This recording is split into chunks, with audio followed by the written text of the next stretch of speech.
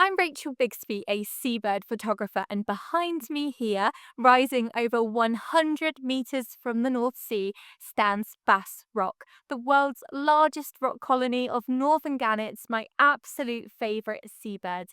For the next few days, the Scottish Seabird Centre here in North Berwick have very kindly invited me to land on Bass Rock with a small group of scientists and researchers for an unforgettable, up close and personal encounter with these formidable seabirds.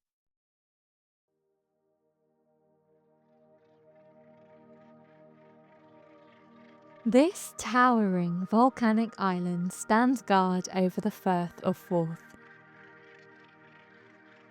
From the sea, it looks imposing, almost unapproachable.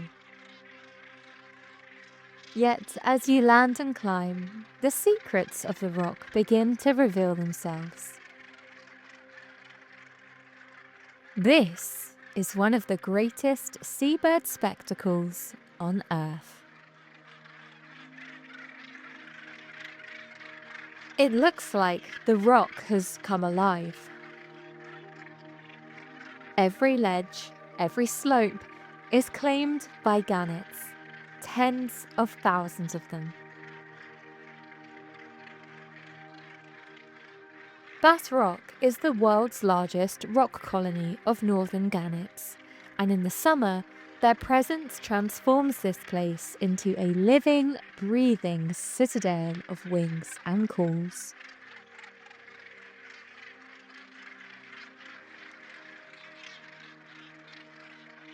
Northern Gannets are extraordinary seabirds. In actual fact, they are my favourite seabird.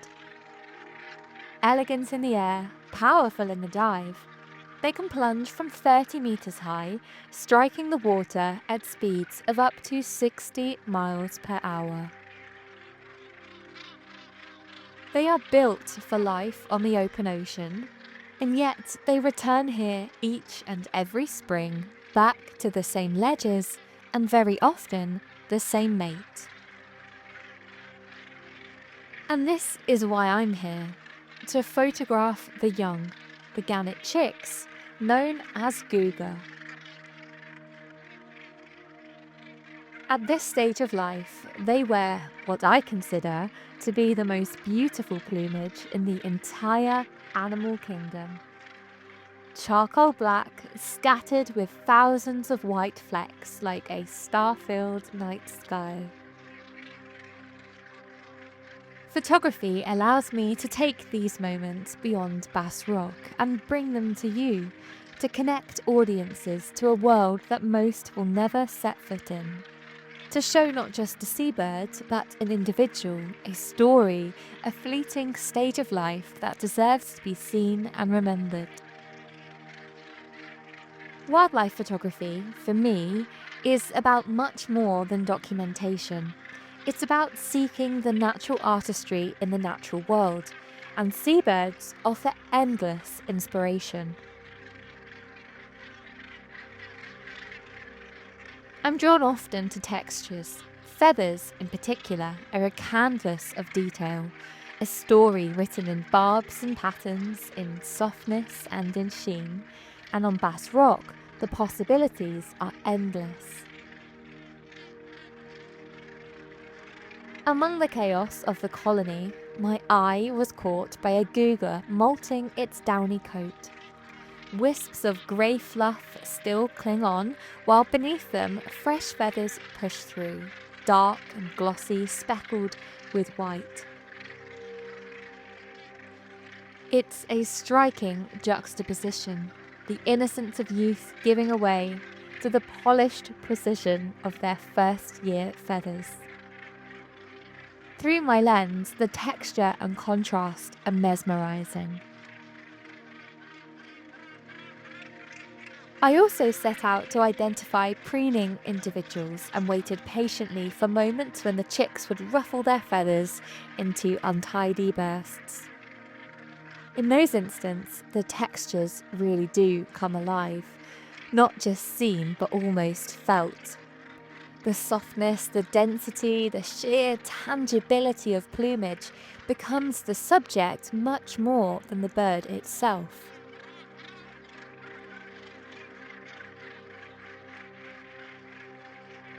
But photography here isn't only about chicks. The adults, of course, offer their own natural artistry.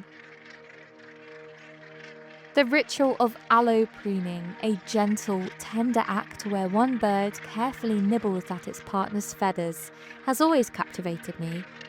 The precision of the beak, the slow grooming of those iconic golden crowns, revealing both beauty and intimacy. Capturing that closeness, that quiet act of care, feels like photographing trust of these long-lived monogamous birds. And then there is creative experimentation. I like creating in-camera multiple exposures, and this one here, one frame, a crisp portrait of a gannet's face with a sharp bill and piercing eye, has blended within it the colony behind. The result is not just a portrait of a bird, but of its place, an image where the individual and the environment cannot be separated.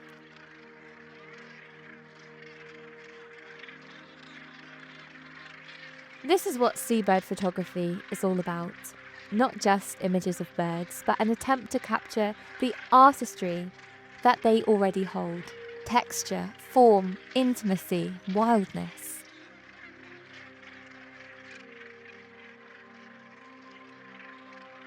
But the gannet story is not only one of beauty, for life on Bass Rock and at sea is filled with daily challenges.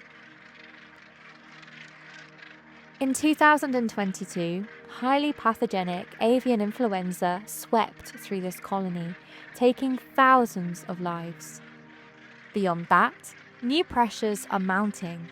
Proposals for offshore wind farms like Berwick Bank, and the annual guga hunt still carried out in parts of the west coast of Scotland.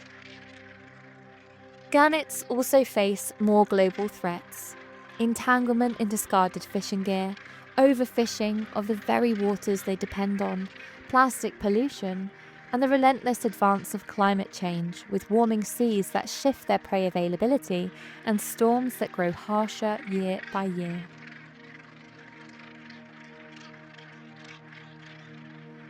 Though life here appears vibrant, I feel it important to tell you that the scars remain.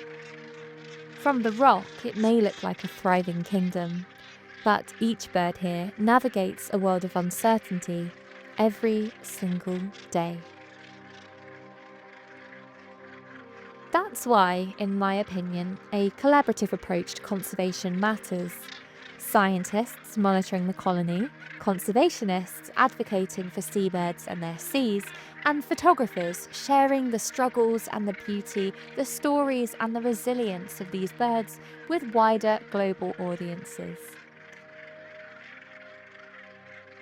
Because Bass Rock is much more than just stone and feathers. It's a living barometer of the health of our oceans.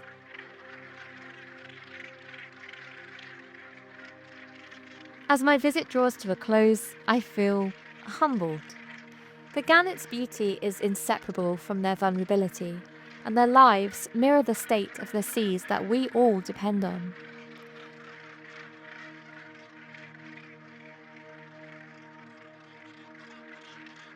For me, the guga's speckled plumage really captures that truth.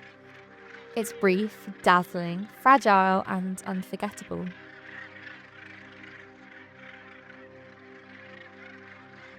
I wish to extend my deepest thanks to the Scottish Seabird Centre for making this journey once again possible, and to Bass Rock itself for reminding me why I do what I do.